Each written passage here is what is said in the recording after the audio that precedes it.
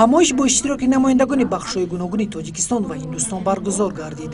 Дар чорабин изҳор карда шуд, ки барномаи IWCA 9 апрели соли 1950 созмон ёфт ва ҳоло дар 35 кишварҳои ҷаҳон марказҳои худро дорад. Барномаи мазкур ҷиҳати таҳсил, баландбардоштани тахассуси касбӣ, забономӯзӣ ва санъату ҳунар амал мекунад. То ин муддат нафарони зиёде аз Тоҷикистон тибқи ин барнома ба Ҳиндустон сафар намуда таҳсили илм карданд. Намояндагони ҳукумати кишвар низ дар чорабинӣ баромад намуда қайд карданд, ки имрӯзҳо садҳо хатмкардагони давраҳои омӯзишии барномаҳои ITEC ва IWCA дар соҳаҳои гуногуни ҳаёти Тоҷикистон саҳми арзандаи худро гузошта истоданд. ҷонибҳо дар соҳаҳои технологияҳои иттилоотӣ, махсусан омӯзиши барномаҳои муосири компютерӣ ва тарбияи кадрҳои тахассусӣ ҳамкориҳои фаъоли худро ба роҳ мондаанд.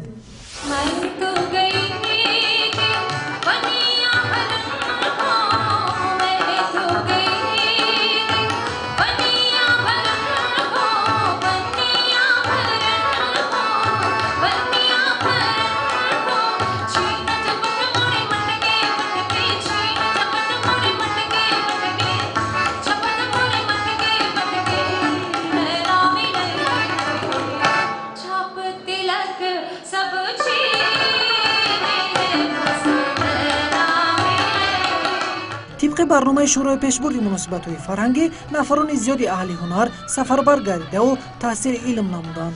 آوازخوان جوان نازیه کرمت‌الله نیز چند سال در هندوستان در مؤسسه‌های بانفوذ آموزش موسیقی کرد و مهارت کسبی خود را صیقل داد.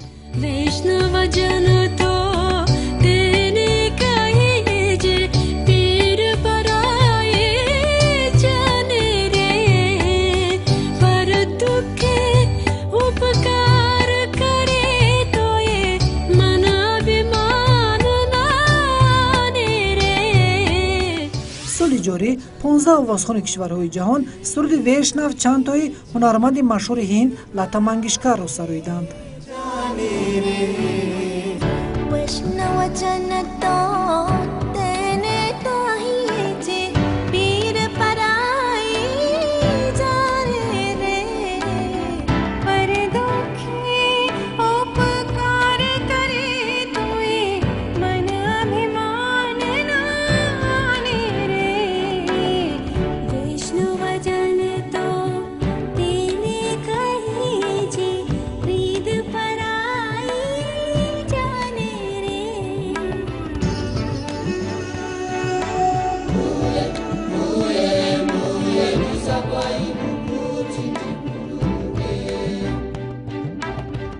सकल लोक मान सहने वंदे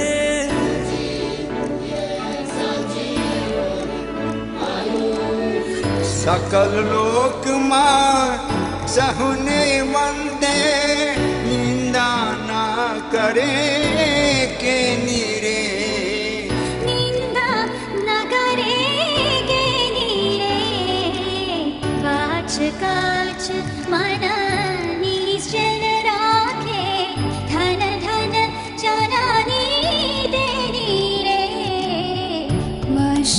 जनता तेने कहिए जे पीर पराई जाने रे वैष्णव जन तो तेने कहिए जे वैष्णव जन तो तेने कहिए जे पीर पराई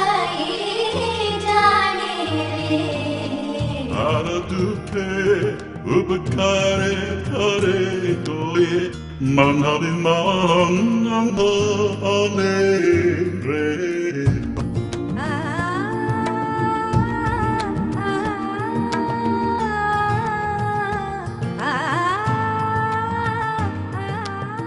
सकड़ लोकमा सहुणे वंदे निंदा न करे के नीरे जीवा थकिय सत्य न बोले भर धन नव ज्वले हाथ रे वैष्णव जन तो दीने कहिए जे पीर पराई जाने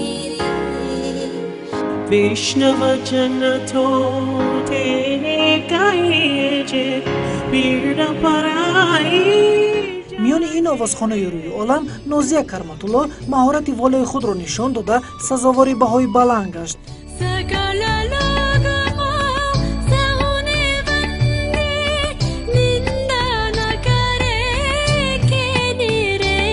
در چورابینی این آوازخوان جوان با سپاسنامه مخصوص جانب هندوستان قدرشناسی شد. وزیر کارهای خارجی جمهوری هندوستان خانم سوشما سوراج با خانم نازیه کراماتولو تشکر خود را ابراز نموده است. کارشناسان ساحه برگزاری چنین چهاربینی عمومی و فرهنگی را برای هر دو جانب مهم ارزیابی نمودند. زیرا این گونه همایش روابط فرهنگی کشورها را باز هم نزدیک می‌گرداند. در آخر هنرمندان تاجیکستان و هندوستان با سرود موسیقی و رقص‌های دلنشین خاطر همگان را بریده نمودند.